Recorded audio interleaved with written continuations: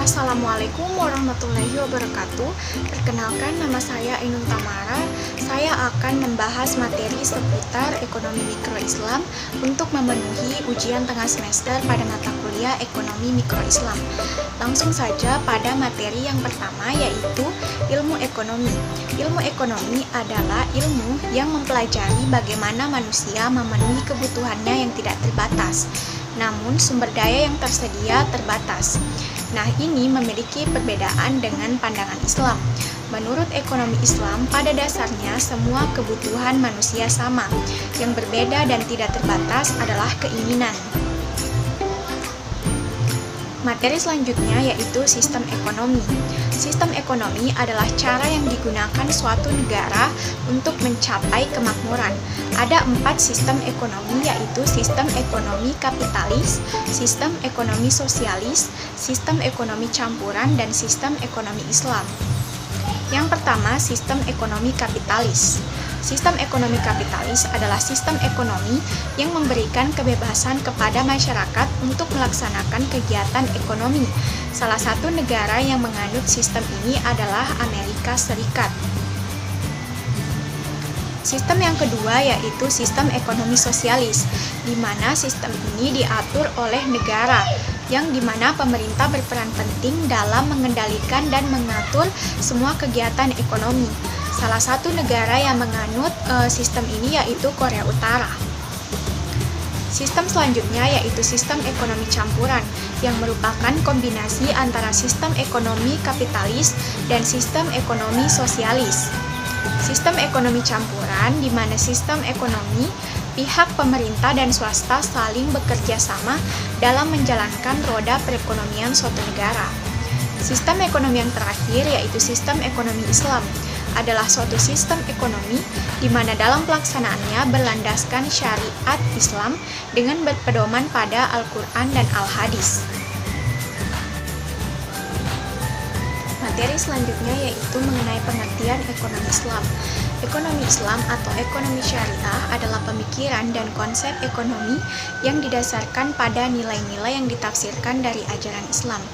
Dalam hal ini kita membahas ekonomi mikro Islam, berarti suatu sistem yang terdapat perilaku beberapa individu yang dalam kegiatan ekonominya seperti produksi, distribusi, dan konsumsi selalu diilhami dalam nilai-nilai keislaman.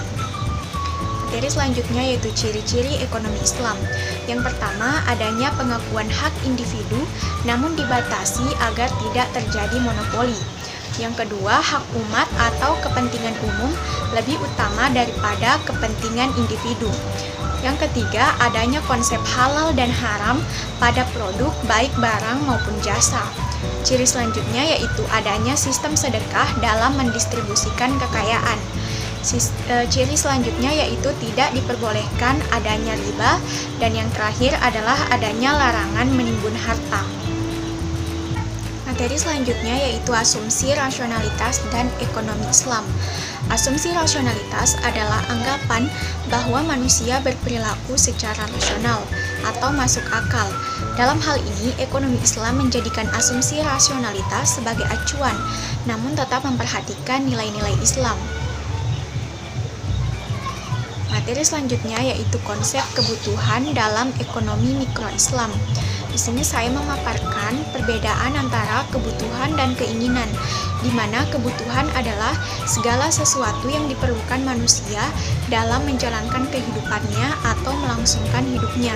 Sedangkan keinginan adalah segala sesuatu yang berasal dari hasrat atau nafsu dalam memperoleh kepuasan.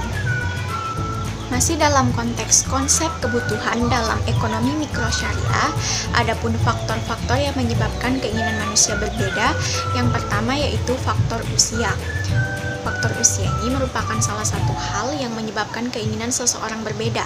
Tentunya seorang yang masih muda dan yang sudah tua, baik perempuan maupun laki-laki, berbeda akan kebutuhan dan keinginannya. Yang kedua yaitu faktor alam. Perbedaan kebutuhan dan keinginan seseorang karena, sebagai contoh, orang yang tinggal di daerah yang dingin tentunya membutuhkan atau menginginkan pakaian yang tebal, sedangkan orang yang tinggal di daerah tropis atau cukup panas pasti membutuhkan atau menginginkan pakaian yang sedikit tipis. Faktor selanjutnya adalah faktor jenis kelamin, yang juga menyebabkan perbedaan kebutuhan dan keinginan seseorang berbeda. Tentunya kebutuhan laki-laki dan perempuan tidak sama, contohnya saja kebutuhan dalam jenis pakaian laki-laki dan perempuan itu berbeda. Faktor selanjutnya yaitu adalah faktor tingkat peradaban atau zaman. Tentunya orang zaman dahulu memiliki keinginan yang berbeda atau kebutuhan yang berbeda dengan orang yang ada di zaman sekarang. Selanjutnya, faktor tingkat pendidikan sangat mempengaruhi karena seseorang yang memiliki pendidikan yang kurang dengan seseorang yang memiliki pendidikan yang cukup atau pendidikan yang tinggi, itu kebutuhan atau keinginannya berbeda. Faktor yang terakhir yaitu faktor pendapatan. Setiap orang pendapatannya berbeda-beda. Ada yang besar dan ada yang kecil. Orang yang pendapatannya kecil pasti memiliki kebutuhan yang berbeda dengan seorang yang memiliki pendapatan yang besar. Materi selanjutnya yaitu teori konsumsi dalam mikroislam. Konsumsi adalah salah satu kegiatan ekonomi yang mengurangi nilai guna atau menghabiskan nilai guna suatu barang. Ada 3 prinsip dasar ekonomi dalam Islam. Yang pertama, prinsip syariah. Prinsip syariah ini mengandung 2 hal penting. Yang pertama, akidah, bahwa tujuan konsumsi hanya untuk mempertahankan kelangsungan hidup agar dapat beribadah dengan baik. Yang kedua itu ilmu, artinya kita berilmu agar kita tahu ada hal yang dibolehkan dan tidak, seperti halal dan haram, baik itu menurut zatnya maupun menurut prosesnya. Prinsip dasar konsumsi dalam Islam yang kedua yaitu kuantitas. Kuantitas ini mengandung 3 hal penting. Yang pertama, sederhana, artinya tidak berlebih-lebihan atau tidak boros dalam berkonsumsi. Yang kedua, kesesuaian antara pemasukan dan pengeluaran yang harus diperhatikan. Yang ketiga, menabung dan investasi, karena tidak selamanya kita memiliki pendapatan atau pemasukan yang cukup sedangkan konsumsi terus berjalan. Prinsip dasar konsumsi dalam Islam yang terakhir adalah prioritas. Juga mengandung 3 hal penting di mana dalam berkonsumsi tetap memperhatikan kebutuhan primer, sekunder, dan tersier. Materi yang terakhir yaitu teori permintaan dalam mikroislam. Permintaan adalah jumlah barang yang diminta dalam waktu dan harga tertentu. Permintaan dalam ekonomi konvensional dan permintaan dalam ekonomi syariah pada dasarnya sama, hanya dibedakan pada nilai-nilai Islam termasuk halal dan haram. Adapun faktor yang mempengaruhi permintaan yaitu harga, selera konsumen, jumlah pendapatan, intensitas kebutuhan masyarakat, perkiraan harga di masa depan, jumlah penduduk, harga barang pengganti, dan metode pembayaran. Itulah tadi materi yang sempat saya sampaikan. Terima kasih banyak sudah menyimak. Semoga bermanfaat bagi kita semua. Assalamualaikum warahmatullahi wabarakatuh.